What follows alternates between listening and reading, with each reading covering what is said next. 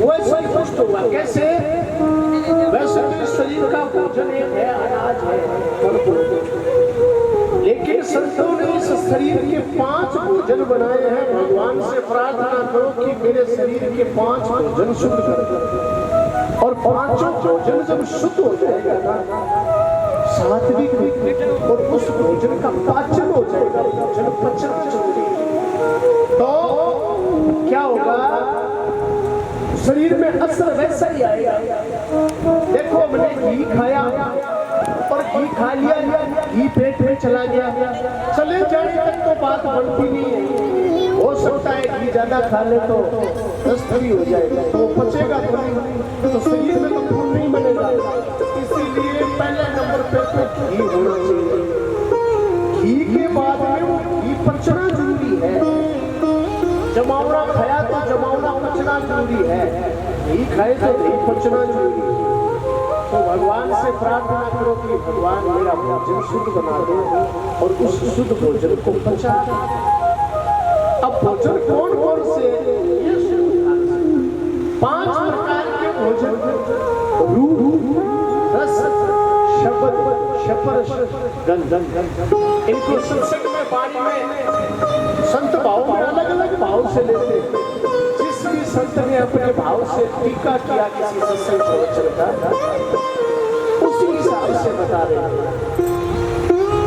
रूपी भोजन क्या होता है? रूप होता है आंखों से दिखने वाला। रूप हम आंख से ही देख सकते हैं। शरीर का कोई ऐसा अंग नहीं है जिससे हम रूप देख सकें। हाथ से हम किसी चीज को नहीं देख पाएंगे।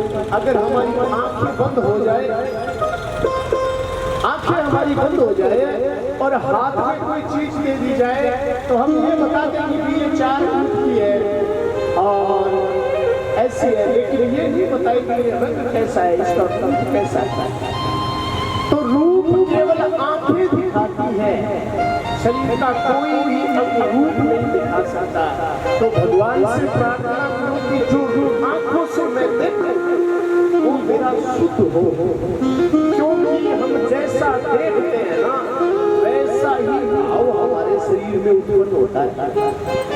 अब जलेबी देखे तो मन क्या करेगा? वैसा भाव होगा क्या? जलेबी बड़ी अच्छी, मतीरा खाने का मन करेगा। अगर सड़क जा रहे हैं, खेत में मतीरा पड़ा है तो ककड़ी पड़ी है, तो हमारा मन करेगा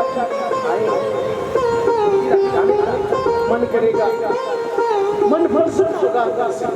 गुलाब के फूल को देखे, बगीचे को देखे तो मन प्रसन्न होगा।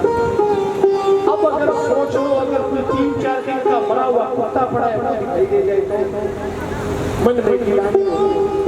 अब ये बताओ, कुत्ता दिखाई तो दिया है और उसकी जो कोई गंध है वो भी हवा के साथ उतर जा रही है और मतीरा है उसकी नाम में खुशबू आ रही है। केवल दिखाई दिया है, दिखाई देने से क्या होगा? गिलानी मन में हुई है।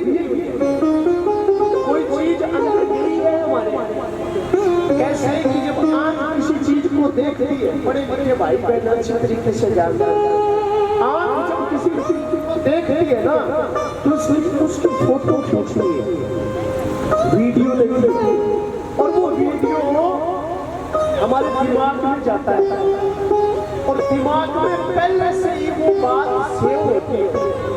तो दिमाग बताता है कि ये चीज क्या है और ये बहुत जल्दी संपन्न होता है, बहुत जल्दी। तो वो देखने वाली चीज अंदर जाएगी और जैसी चीज देखेंगे वैसी ही हलचल हमारे शरीर में होगी। संत को देखेंगे तो अलग भाव आएगा, किसी मेहनत करने वाले को देखेंगे और भाव आएगा, किसी गलत काम में चलने वाले, गलत चाल चलने वाले को देखेंगे तो और भाव आएगा। तो जैसी चीज देखेंगे भाव वैसा ही आएगा।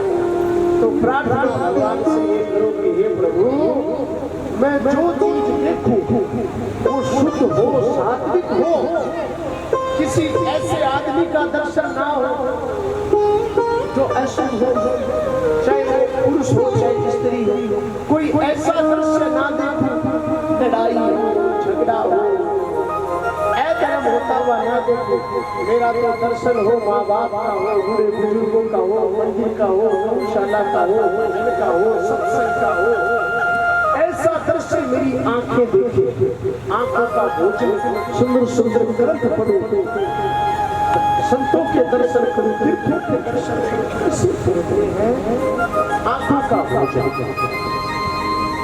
दूसरा भोजन रूप के बाद में आता है रस, रस रूपी भोजन जो जीभ से जाता है। अब अगर हमारे हाथ में नींबू पकड़ा दिया जाए तो हम बता देंगे खट्टा है, लड्डू पकड़ा दिया जाए पता नहीं चलेगा, लेकिन रस तो जीभ बताएगा। जीभ से जाने वाला रस रूपी भोजन, ये भी मेरा शुद्ध और सात्विक बना दो। जीभ से जाने वाला भोजन शुद्ध सात्विक कब होगा? हम कितनी भी मेहनत कर ले, दुकान में, खेत में, व्यापार में, वहां से जो कमाई आती है और उस कमाई को हम खाते हैं, अभी तक वो शुद्ध नहीं है। जब तक मेहनत की कमाई में से दान नहीं दिया जाएगा तब तक वो कमाई शुद्ध नहीं होगी। बुजुर्ग माताओं बहनों को याद होगा कि पहले जब खड़े में कड़क निकाली जाती थी तो भून डाली जाती थी। पहले खड़े की गेहूं को काम नहीं लेते थे, पहले भून डालते थे, 4 बाल्टी 5 बाल्टी अलग अलग निकाल कर रख देते थे। वो क्या है, वो पीछे बची हुई कड़क प्रसाद हो जाती है, पीछे बची हुई कमाई प्रसाद हो जाती है।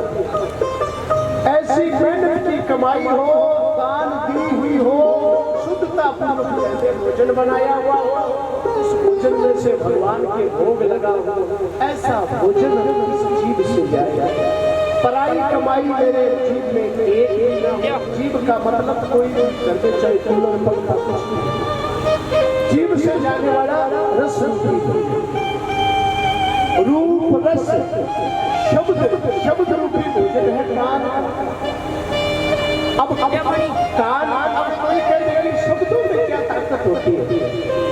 शब्द में बहुत बड़ी ताकत होती है।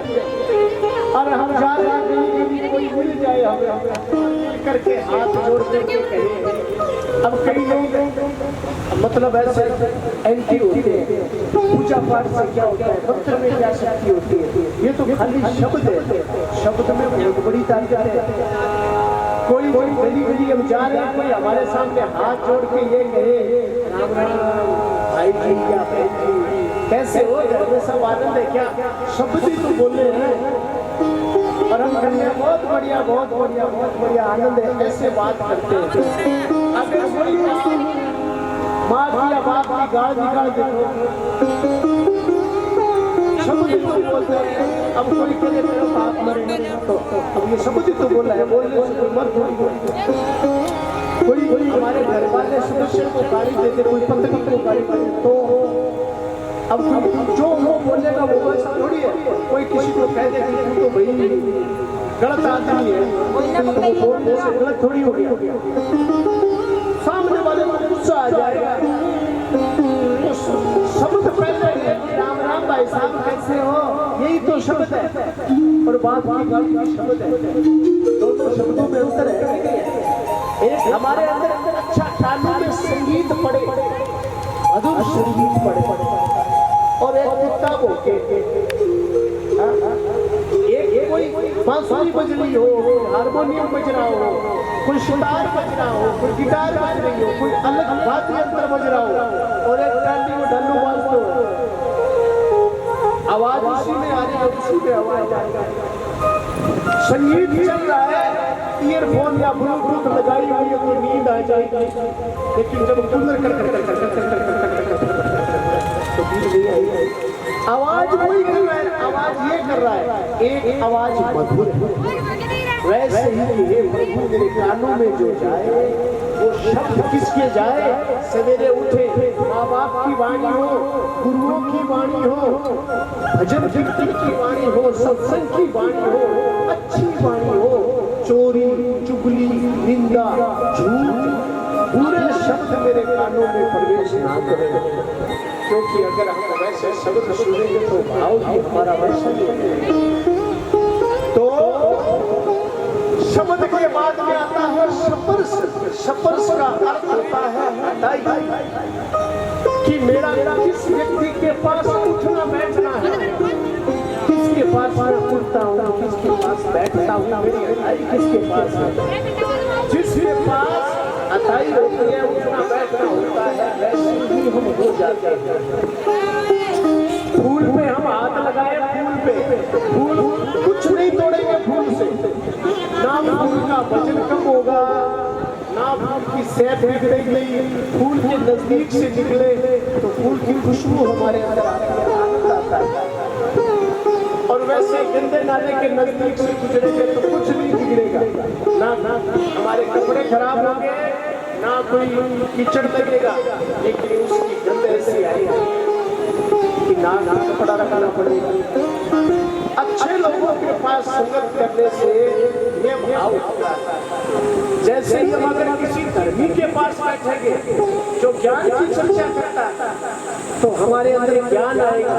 अगर किसी दानी के पास बैठेंगे तो हमारे हाथ से दान हो जाएगा। मान लो कोई 4 आदमी मिलकर के कथा में गए और चारों में से 3 आदमियों ने दान दे दिया, चौथा आदमी चाहे कितने मुंजी हो उसके मन में ये भाव आएगा कि मुझे भी दान देना चाहिए। इन तीनों की शर्म हो जाएगी, तो शर्म हुई तो वो अच्छी हुई ना, दान हुआ। उसी प्रकार भजन वाले के साथ भजन होगा, सत्संग वाले के साथ सत्संग, लड़ाई वाले के साथ लड़ाई।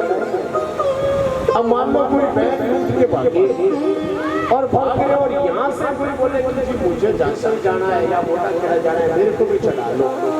अब वो इधर से बैग लूट करके आ रहे हैं और सवारी चढ़ गई उनके साथ, आगे पुलिस वालों ने पकड़ लिया तो ये पुलिस वाले ये कहेंगे बीच में चढ़ा वो तो चारों उस गाड़ी वाले चोर कहलाएंगे। और यहाँ से कोई मेले में जा रहा है और यहाँ से कोई चोर चढ़ गया उस गाड़ी में तो लोग क्या कहेंगे कि जातरू जा रहे हैं, बाबा के जातरू जय बाबे की। यानी अच्छे लोगों के संग में आकर के चोर भी अच्छा हो गया और बुरे लोगों के संग में आकर के अच्छा भी चोर हो गया। संगति का इतना असर पड़ता है। तो प्रभु मेरी संगति अच्छी हो, अच्छे लोगों के पास उठना बैठना हो, अच्छे लोग मेरे जीवन में अच्छाई करवाएंगे, मुझे धर्म के मार्ग पे चलाएंगे, मुझसे दान करवाएंगे और मुझसे भक्ति करवाएंगे, कथा सुनवाएंगे, मेरा नाम रोशन करवाएंगे। उदाहरण के लिए ऐसा मान लो, देखो पार्टी हर गांव में हर जगह होती है। कोई एक आदमी 4 आदमी को ये सिखा दे कि गौशाला में दान नहीं देते या गौशाला में नहीं जाते, और 4 आदमी उसकी मान ले तो मानने से पहले ये विचार करना चाहिए कि भैया कभी हम बीमार हो गए, जिस आदमी की बात मान करके हम मंदिर जाना छोड़ दें, जिस आदमी की बात मान करके हम दान देना छोड़ दें, जिस आदमी की बात मान करके हम गौशाला का सहयोग छोड़ दें, वो आदमी कभी हमारी बीमारी लेगा क्या? किसी ने हमें बोल दिया कि देखो उदाहरण दे रहा हूँ मैं, कोई अपने अपने बदले लेना, समझा रहा हूँ। किसी ने बोल दिया कि नहीं अपना छोड़ो, अपने कोई मतलब नहीं। मान लो मेरा मन था कि मैं गौशाला में सेहत दूं या कोई कमरा या डिग्री बनाऊं या कोई 50 और मैं किसी अपने कोई पार्टी साथी वाले के नजदीक में लग करके मैंने दान नहीं किया तो मैंने पाप किया कि नहीं किया? मैंने तो पाप ही किया। मैंने दान नहीं दिया तो मेरे चोरी में पाप आ गया। अब जिस आदमी की वजह से मैंने दान नहीं दिया मुझे पाप लगा, वो आदमी मेरा पाप ले सकता है? अब मैं जाके मैंने दान नहीं दिया भैया, अब मेरे को लगा पाप, अब आता पाप दे, वो ये कहेगा कि हाँ आता पाप करे को दे। अच्छा कोई चुनाव के समय वो हमारी आरती उतारता है, इसका मतलब ये थोड़ी हम अच्छे, वो हमें पकड़ी बना रहा है कि भाई 5 दिनों में हमें तो अंगूठा लगाना है, थप्पा लगने के बाद में 50 थप्पड़ कुएं में निकलने के लिए। उसके लिए अगर कोई अपना लालच देख रहा है और इर्द गिर्द में हमें ये मर रहा है तो इस बात विचार करना चाहिए कि मेरी संगति अच्छी है या बुरी है, किसी व्यक्ति के साथ मिलकर के मैं पाप करना सीख रहा हूँ, मैं दान से वंचित रह गया, भजन से वंचित रह गया, कथा से वंचित रह गया, सत्संग से वंचित रह गया। अरे मैं अच्छी बात सुनकर के आता, मेरे घर में अच्छाई होती, अरे ऐसे आदमी के साथ मेरा पल्ला पड़ा जिसने मुझे कथा में नहीं जाने दिया, जिसने मुझे दान नहीं देने दिया। अगर ऐसे आदमी के साथ हमारा संपर्क है तो हम नरक जाने की तैयारी कर रहे हैं अपनी पूरे पीढ़ी। मान लो मैं बड़ा हूँ, मेरे जान में बस मैं फूंक मार के बात करूंगा, मेरी गाड़ी की पहले कांकड़ा ही उछड़ा है। और आज यहाँ पर कुछ काम हो रहा है, मैंने कुछ दिया नहीं, आगे मेरे कोई बेटे पोते आए नहीं, कोई कहिए मेरे दादा ने दिया या मेरे काके ने दिया, कोई देर लड़का ले धन्यवाद किए रहे, धन्यवाद क्यों बढ़ते काम या मेरी औलाद सकेगी कि नहीं सकेगी, अब तो मैं नहीं आ रहा हूँ, ठीक है। और आगे मेरी औलाद के लिए प्यार बंद करके जाकर देखो मैं वीडियो नहीं खोल रहा, क्योंकि वीडियो